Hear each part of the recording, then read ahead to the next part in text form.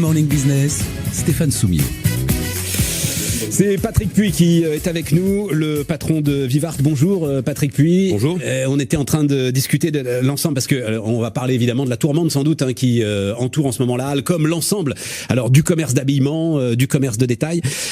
Donc patron du groupe Vivart. Vivart c'est la marque emblématique la halle. Ce sera d'ailleurs l'une des questions. On a l'impression qu'à la fin il va rester que ça et on se demande même si il va rester la halle. C'est 880 boutiques la halle, 1 milliard de chiffre d'affaires. Mais vous êtes passé chez Moulinex, Arc, l'un des plus gros sites industriels de France, TDF, Spire, maintenant Vivart, c'est-à-dire, et vous êtes en train de rester plus longtemps que prévu, c'est-à-dire que vous êtes un redresseur d'entreprise, vous, Patrick Puy. Oui, et pourquoi le boulot est pas terminé chez Vivart, il y a encore du boulot à faire, c'est pour ça que vous êtes encore là aujourd'hui? Le boulot est presque fini, le boulot de restructuration, maintenant on va passer à un boulot de développement, ouais. Et pour ça on va se doter d'autres forces, c'est-à-dire que je vais embaucher des gens qui à mes côtés vont m'aider à diriger le groupe pour le développer. C'est-à-dire, alors commençons par cela et puis après on dira sur la situation présente, mais là vous avez annoncé que vous mettiez en vente donc 3 marques de chaussures, San Marina, Minelli et Cosmo Paris, et c'est vrai qu'il ne reste que La Halle et Carole. Oui. Alors l'une en périphérie, l'autre en centre-ville, c'est ça absolument. Et la question que se pose l'ensemble de ceux qui sont autour de ce groupe, c'est la vente de la halle, c'est pour quand en fait? Non, mais c'est pas une bonne question si vous me permettez. Je vous en prie. Parce que ce qui m'intéresse moi en tant que chef d'entreprise, c'est de donner aux entreprises qui sont parmi nous les moyens de se développer. Si on n'a pas les moyens de développer, c'est-à-dire d'investir dans l'IT, dans le web, etc., suffisamment pour Minelli, pour San Marina, pour Cosmo Paris, et maintenir ces développements pour la halle et Carole, eh bien on vend ce qu'on ne peut pas développer. Donc moi ce qui m'intéresse, c'est le devenir de toutes les enseignes. Et je veux que Minelli soit bien, quel que soit son actionnaire. Je veux que André soit bien, quel que soit son actionnaire. On l'a vendu il y a pas longtemps. Je veux que Nafna soit bien, et on a changé d'actionnaire il y a pas longtemps parce qu'on l'a vendu à un groupe chinois.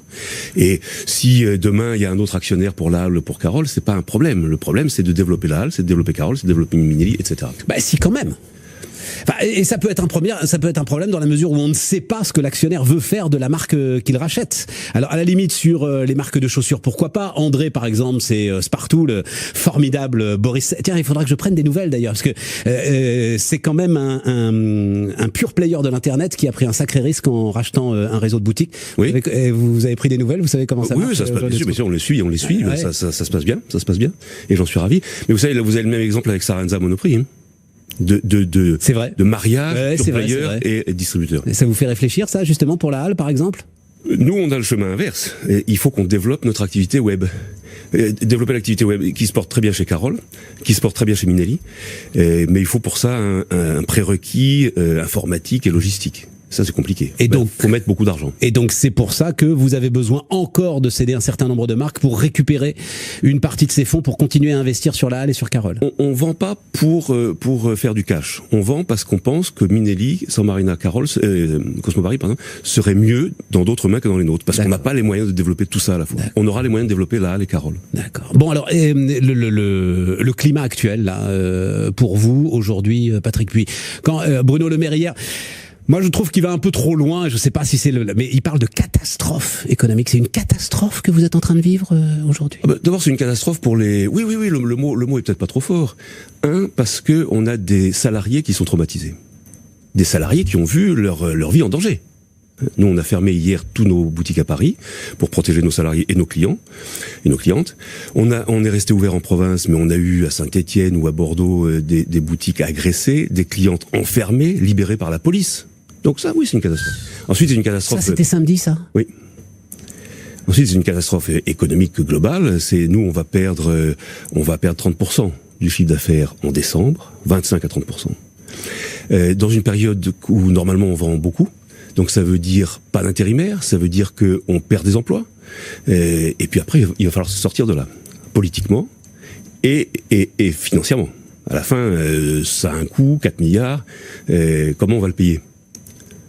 Probablement les entreprises vont être mises alors, attendez, la 4 milliards, c'est pas parce que c'est pas la facture pour la halle, 4 milliards, c'est la facture pour l'État. Sur la seule annulation de la taxe carbone, alors j'ai une mauvaise nouvelle pour vous, c'est que à l'arrivée ce sera plutôt 10 ou 12 milliards. Oui. Mais attendez, je veux revenir moi sur la halle. Quand vous dites 30% de baisse de chiffre d'affaires par rapport à décembre 2017. Oui, c'est ça. Oui. Par rapport à un mois qui reste un mois aujourd'hui de forte accélération. Et vous croyez pas que ça peut se rattraper quand même si jamais là on était sur une mesure forte, il vous reste combien 2-3 week-ends avant Noël? Ah non, ça se rattrape pas, ça.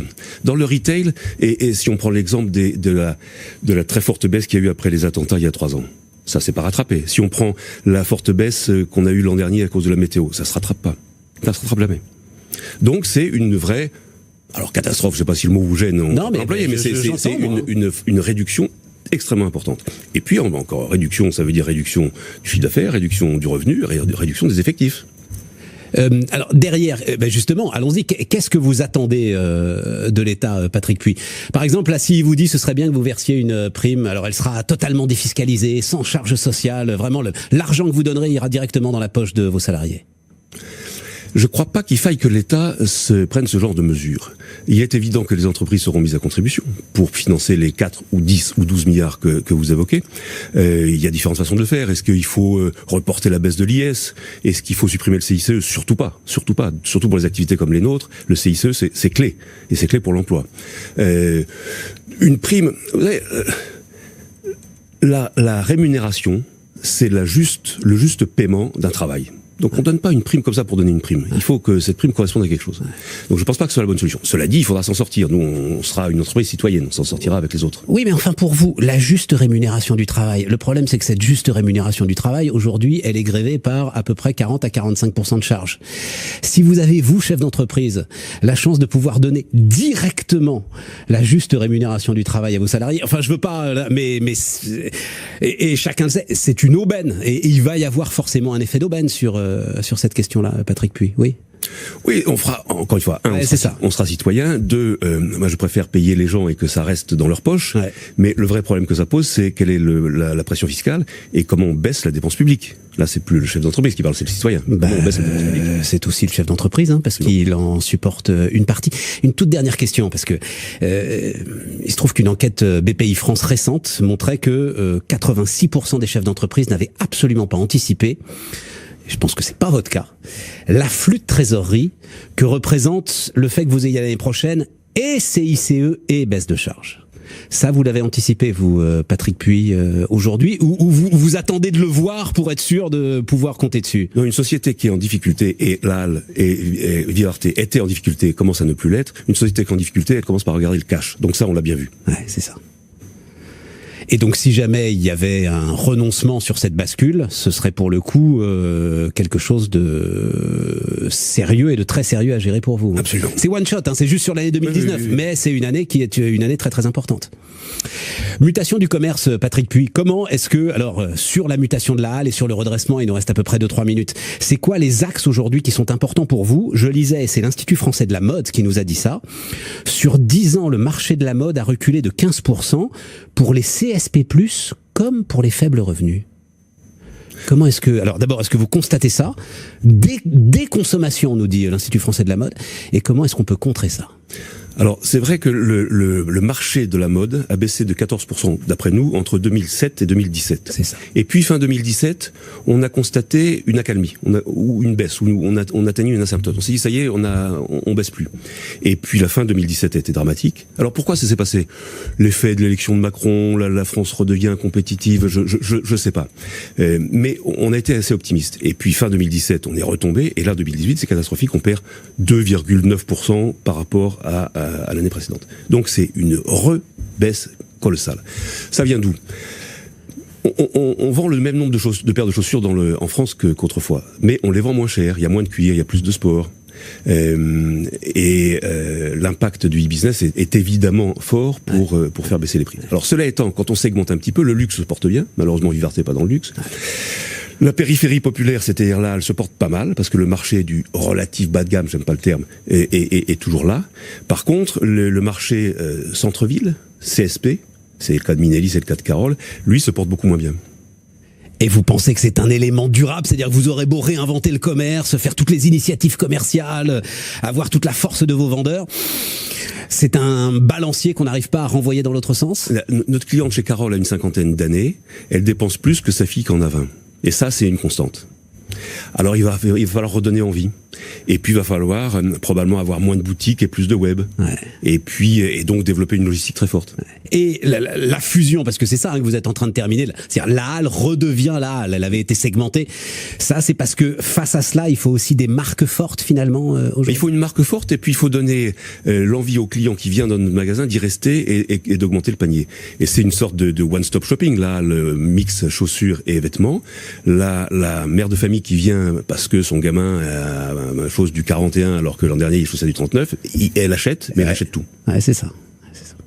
Bon, à la fin de cet entretien, moi je retiens juste une toute petite phrase là où vous disiez peu importe l'actionnaire de la halle tant qu'il développe l'entreprise. Bon, je suis pas tout à fait sûr que Vivart soit encore propriétaire de la halle dans, allez, on va se dire dans 2 ans, Patrick Puy.